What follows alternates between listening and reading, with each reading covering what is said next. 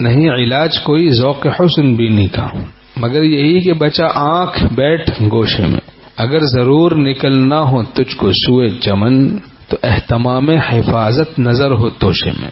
فالتو ادھر ادھر جو لوگ گھومتے پھرتے رہتے ہیں، چوکوں پہ بیٹھے، کہیں جناب فٹ پاتھ پہ بیٹھے ہیں باہر، ادھر سے عورت آتی پھر فوراً جھٹکے سے نیچے کیا سر، پھر دیکھنا شروع کیا وہاں بھی کھڑی ہے، پھر ادھر دیکھ رہے ہیں ادھر دیکھ رہے ہیں، پھر کوئی گزر رہا ہے تو دیکھ رہے ہیں، پتہ ہے بازار لگا ہوا ہے بدھ بازار، وہیں پہ بیٹھے لکڑ گئے، جو بھی عورتیں گزر رہی ہیں بس دیکھ رہے ہیں، آنکھیں سیک رہے ہیں۔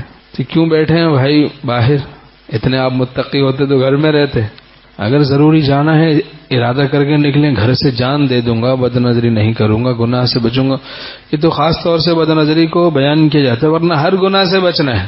بعض اس پر معترض ہوتے ہیں کہ پچھلی دفعہ بھی بد نظری پہ بات ہوئی تھی، بیان ہوا تھا، اس سے پچھلی دفعہ بھی ہوا، پچھلی دفعہ بھی ہوا تھا، اس سے پچھلی دفعہ بھی ہوا، لیکن آپ نے چھوڑا نہیں یہ گناہ۔ آپ کو اشکال ہے، ہمیں شکایت ہے کہ چھوڑی نہیں بد نظری، کتنی دفعہ بیان ہو چکا پھر بھی چھوڑی نہیں بد نظری۔ اچانک میں چینک کی چینک پی رہے ہیں، یہ معنی اچانک نظر ہے معاف، اچانک میں چینک کی چینک نہ پی۔ کٹ چائے بھی ملتی ہے آج کل، کٹ بد نظری بھی کرتے ہیں، اچھتی پچھتی نظر مار لی۔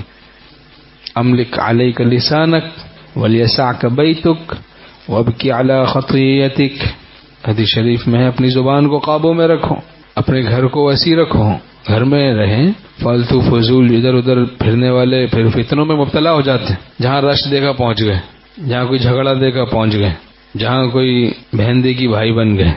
وابکی علی خطیئتک، اپنی خطاؤں پہ روتے رہو۔